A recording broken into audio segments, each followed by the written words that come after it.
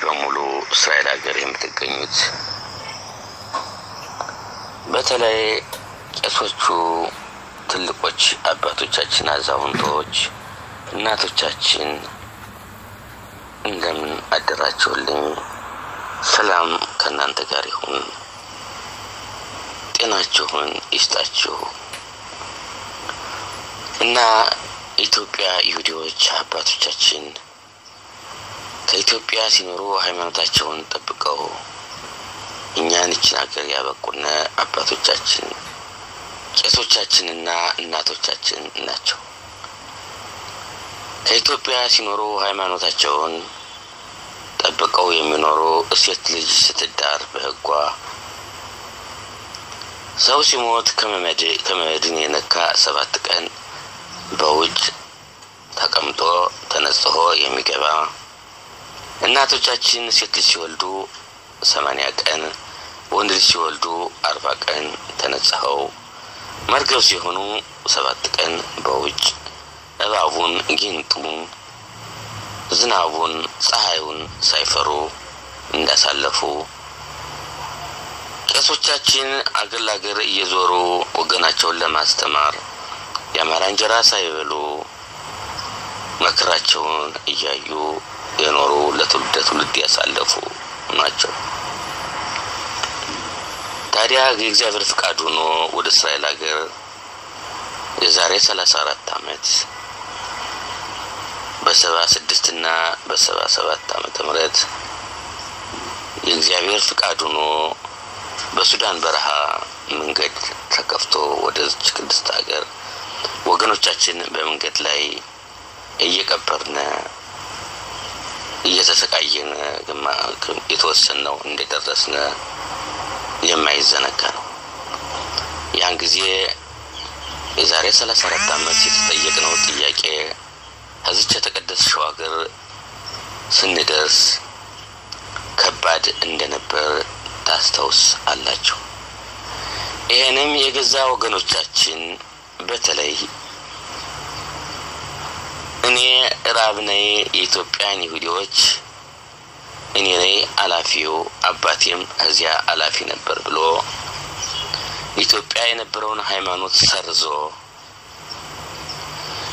ኢትዮጵያ የነበሩትን ንጹህ ይሁዲዎች የመጣነውን በዛ በረሃ ሞተንደነን እናንተ ተደባልቃችሁ የመጣችሁ እንደገና ከዚህ ይሁዲ ትሆናላችሁ ትገየራላችሁ ብለው እንደጠየቁን ታስተውሳላችሁ በመጀመሪያ የመጡትን ትግሬዎችን እንዲሁ አላግጠው መንገድ ከፋቾቹን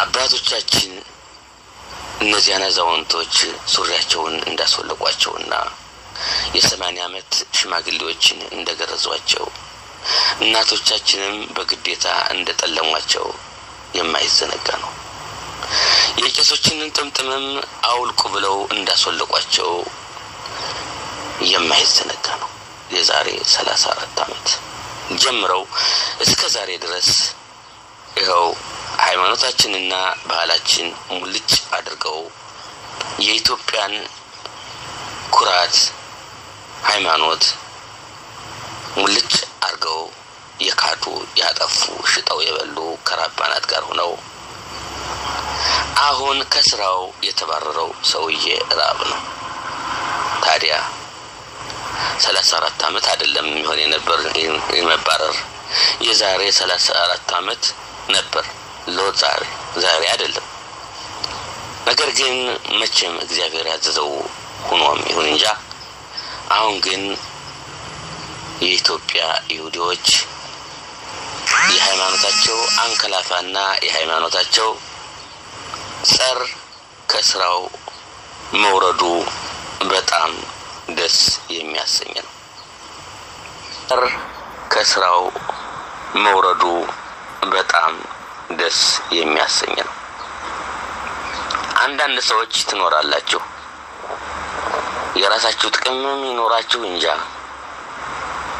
ሰውየውን የምትደግፉ ትኖራላችሁ ነገር ግን የአባቶቻችን የስንቱን አዛውንት ሱሪ ያወለቀ የቄሶችን ጥምጥም ያወለቀ የኢትዮጵያን ሃይማኖት ሙልጭ አድርጎ ያጠፋ እሱ እንደሆነ ታውቃላችሁ።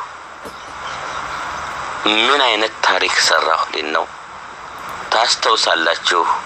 እና አዲሱ መሰለ እና ወርቁ አጣኔ እና ሙሸራሃሚም ወዘተ ብዙዎች መከራችን ኢየሩሳሌም ወጥተን 30 ቀን 30 እንደተኛንና አፍጋና እንዳደረግነ ያንን ነገር ከባድ ነገር ግዩር ለሆምራ እንዳስቀረነው ታስተውሳላችሁ። በተለይ እነ ቄሳየሊ እነ ቄስ ብርሃን እነ ቄስ ታምኖ እነ ቄስ ጢዮን የለችም እነ ቄስ መስፍን የተለያዩ ብዙዎች ቄሶች መከራቸውን ያዩ በተለይ ቄሳየሊ አድጓቸው ድግመኛ ግርዛት የለም በእስራኤል ልጅ ጥምቃት የለም ብሎ በአንደኛ ደረጃ ህዝቡን ተመዋረድ ያዳነው ቄሳየሊ አድጓቸው እንደሆነ ሁላችንም የማንዘነጋው ነው።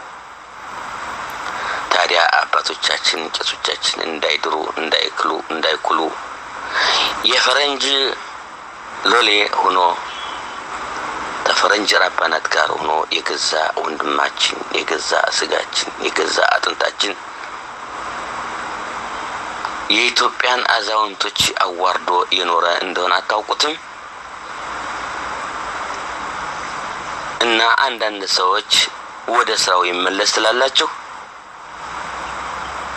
አትሳሳቱ፣ አስተውሱ።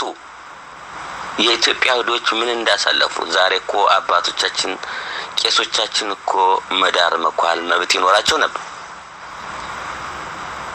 እሱ እኮ ነው ተፈረንጅ ጋር ሆኖ የኢትዮጵያን ህዶች መብት ሙልጭ አድርጎ አጥፍቶት ይቀራ።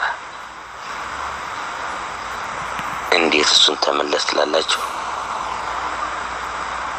ሰው ታጠቶ ነው ከኢትዮጵያ ህዶች ቄሶች የሉም፣ አባቶቻችን የሉም፣ እናቶቻችን የሉም።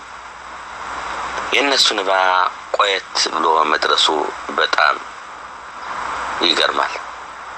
የኢትዮጵያ ይሁዲዎች ሲጸልዩ በኢትዮጵያ ላይ በኢትዮጵያ ሆነው ዝናቡ ድርቅ በሆነ ጊዜ ወዲያው እንደሚወርድ ጠላት ቢነሳባቸው ጠላታቸው ወዲያው እንደሚወድቅ የኢትዮጵያ ይሁዲዎች ጻድቅ ናቸው። ለትውልድ ነፍሳቸውን ይማረውና ኢትዮጵያ የሞቱት ከዚህም ደግሞ ብዙ አዛውንቶች ሞተዋል። ነፍሳቸውን ይማረው። ስንት ጻድቆች እኮ አልፈዋል። ይሄን ሁላ እኮ አልፈራውም። እንዴት ይሰውዬ እንደገና ይቀመጥላላችሁ? መንግስት በእውቀቱ ነቅሎ ሲጥለው የሙላችን ወንድም ነው፣ የሙላችን ወገን ነው፣ የሙላችን ዘመድ ነው። ስራው ግን ከኢትዮጵያ ያልበቀለ ከኢትዮጵያ ዘር የሌለው ስራ ነው የሰራ እና ስለዚህ ወገኖች በጦርታ ወጣሃል ተባረሃል አናውቅ። እንግዲህ ወዲያ ገና እጅና አትስደድ። የኢትዮጵያን ሃይማኖት እኮ ሰርቀሃል። የኢትዮጵያን ሃይማኖት እኮ ሽጠሃል። የኢትዮጵያን ቄሶች እኮ አዋርደሃል። የኢትዮጵያን ህዝቦች እኮ ከሃይማኖታቸው ነቅለሃቸዋል። ክብራቸውን እኮ አውርደዋል። ምን ሊወሳ ነው? ሐውልትህን ሰራው ብለህ ምን ሊወሳ ነው? የሚዳሩትን ሰዎች አንደዚህ በርሸባ አንደዚህ ጽፋት አንደዚህ ነጣኒያ አንደዚህ ሃይፋ ስንት እየተንከላቱ በዓለም እንደሚመጣው ይሁዲ በየቦታው እንዲዳር እንዲኳል እኮ አልሆነም። ባንተ መብት ብቻ ባንተ እጅ ብቻ የኢትዮጵያ ይሁዶች እኮ እቃ ያንተ እቃ ነው አድርጋቸዋል። እንዳንተ ሀብት እቃ ነው አድርጋቸው።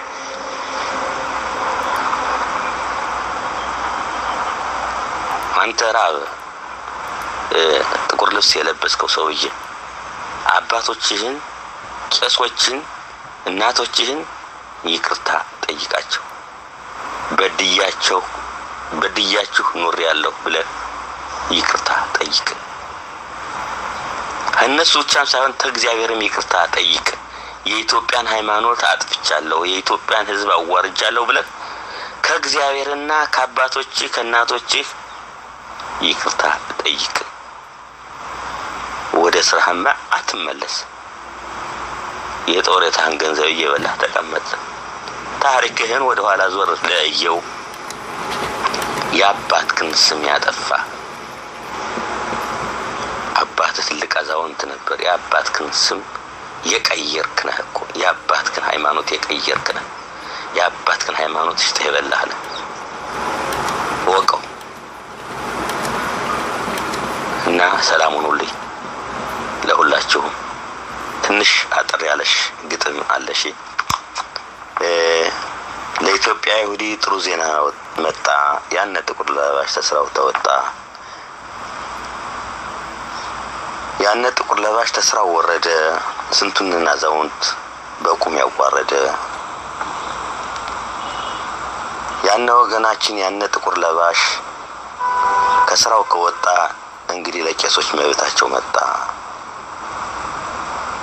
እላቸዋለሁ። ሰላም ሁኑልኝ።